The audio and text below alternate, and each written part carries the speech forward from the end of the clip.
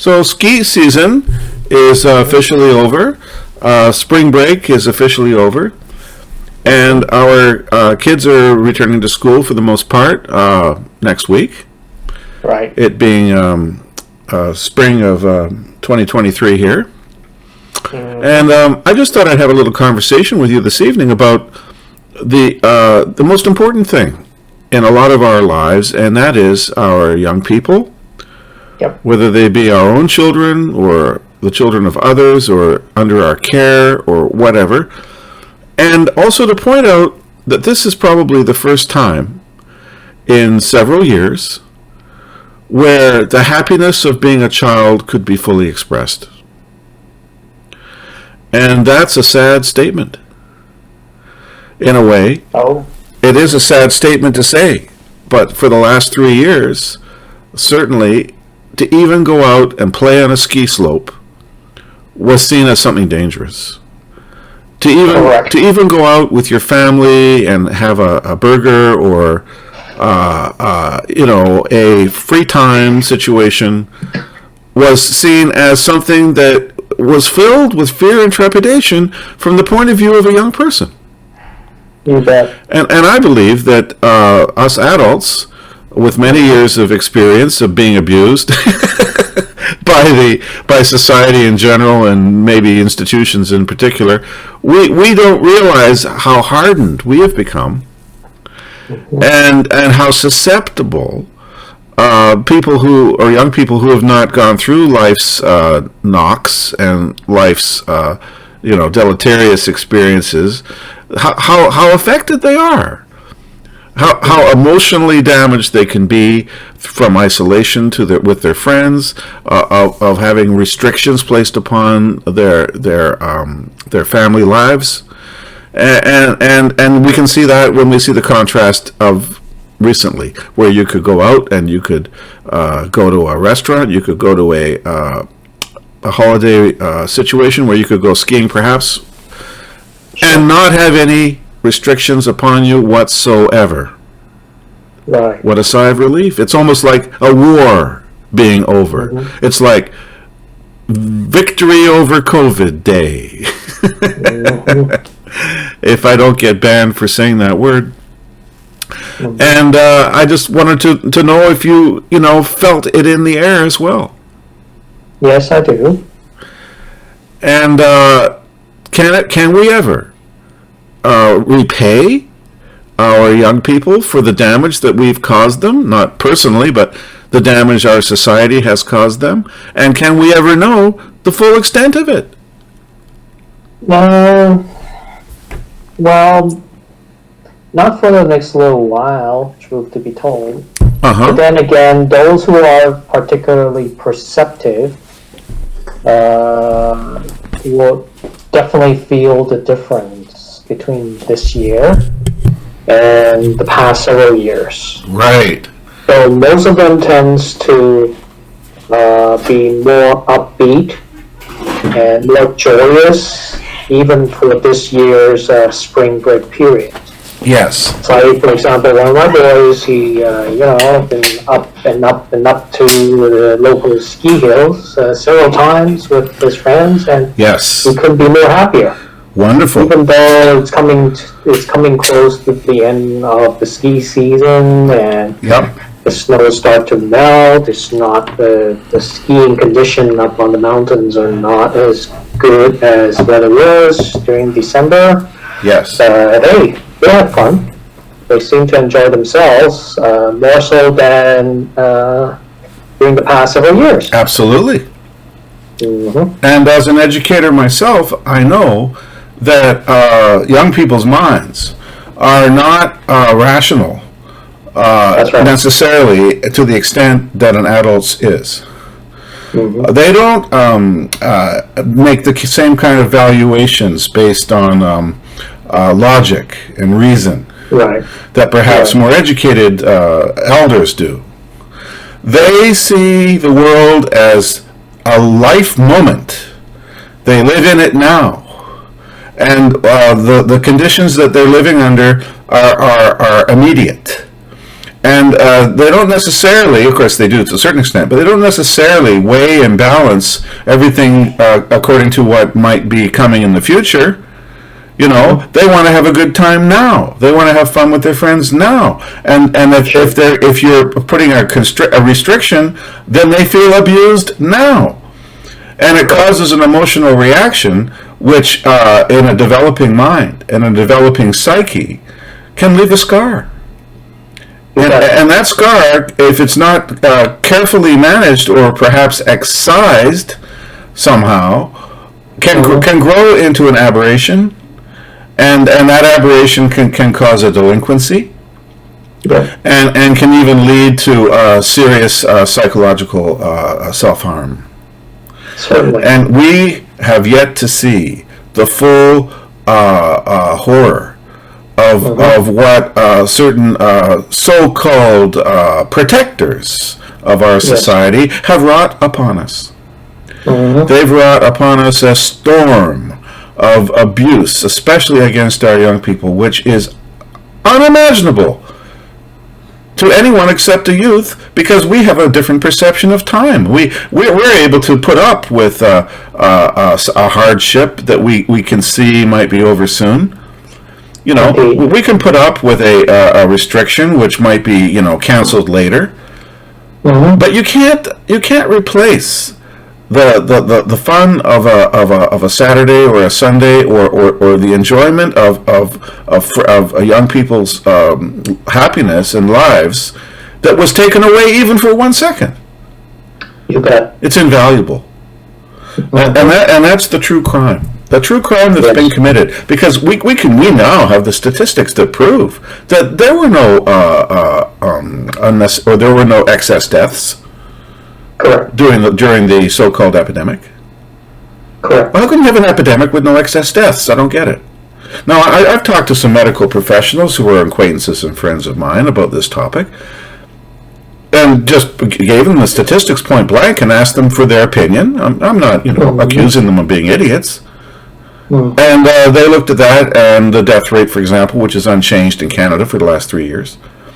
Right. And they said, oh, well, that particular illness was so damaging and painful, and people were on ventilators, and that's why they had to. And by the way, the government didn't realize. And then they said things like, oh, and the vaccinations would ameliorate the situation, and that's why there was no excess deaths. And then, of course, I reminded them of what the vaccinations weren't available until a year later, so that's not true. So there's no excess deaths during the initial period either. And then they started to scratch their heads and say, well, maybe the horror of having this disease was so great. And I said, well, what age group are you talking about? Right. And then I said, but there are for example, there are almost zero COVID infections in those under 50 or under 40. And they said, oh, well, lots of people tested positive. I said, yeah, but if they tested positive and didn't get sick, then what's that mean? No, they branded it as something called asymptomatic.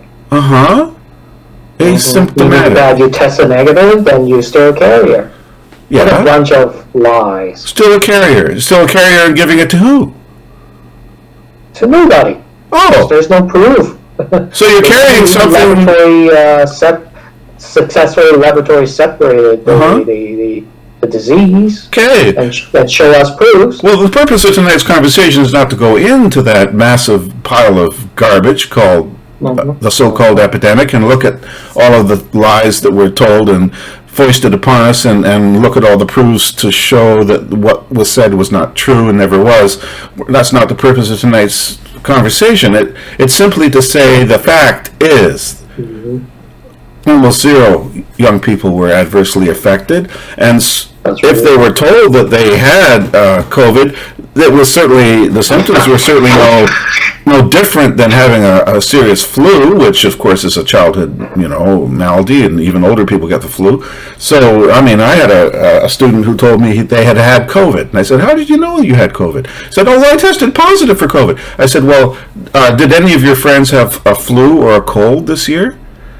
And they said, oh, no, they all had COVID. I said, well, what happened to the flus and the colds then? And then they just looked at me and said, well, they somehow turned into COVID. I said, okay, so you've had a flu and a cold before, so was it any different? And they said, no. There you go. I said, well, then why is COVID so scary?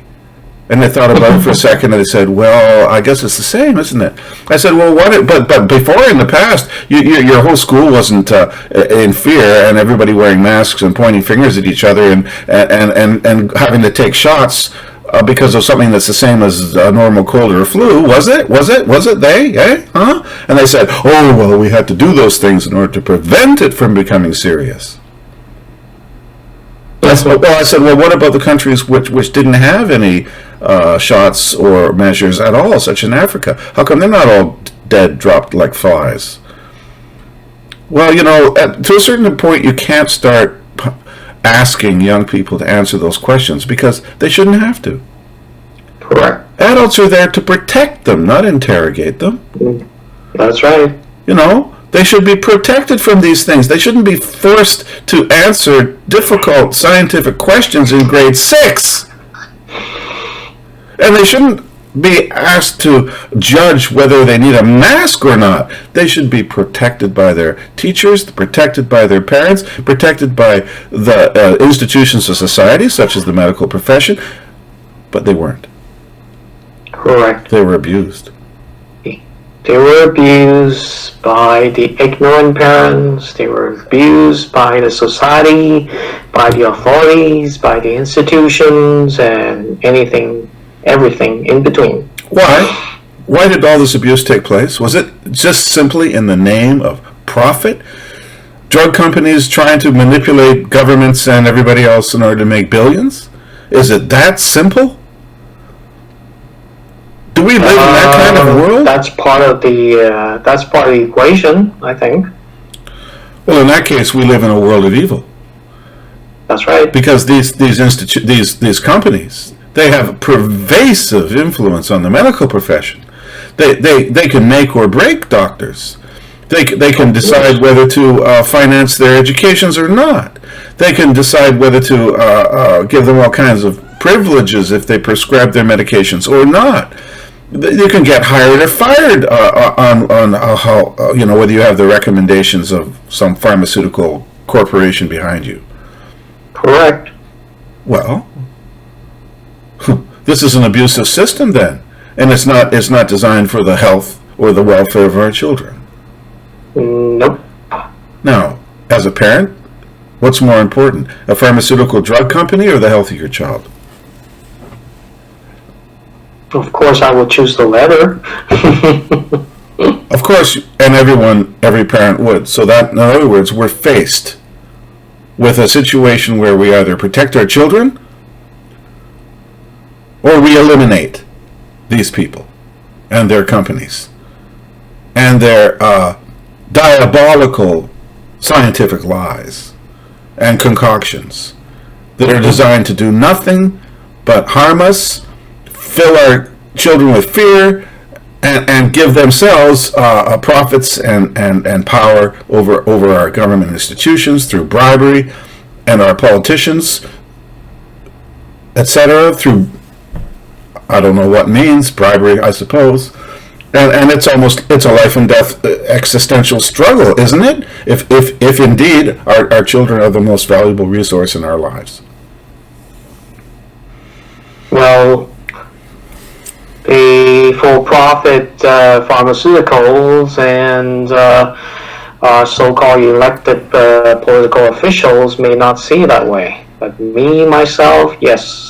Because my children are the most precious things in this world. And most people in our society don't care about seeing things from the point of view of a politician or a scientist. They see their children's point of view as the most important one. And right. if their children are suffering, if their children are crying, if their children are cowering in fear because of some lie hanging over their heads like a sword of Damocles, then that parent will stand up and defend their child at the risk of their own life.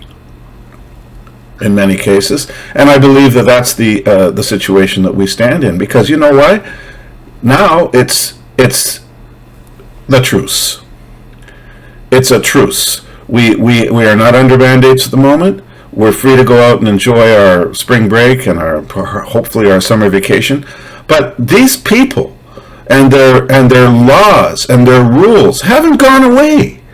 They're still there. They're waiting for the next opportunity to manufacture another scare show, another horror show of lockdowns and mandates. And they're even institutionalizing it into certain government bills. Like here in BC, we have a bill, I believe it's 163, is it? Have I got the number right? Yeah, something like that, or Bill 36. Bill 36, that's the one. Where it says in there that now the power of a public nurse is enough to order a quarantine. And they've given all kinds of...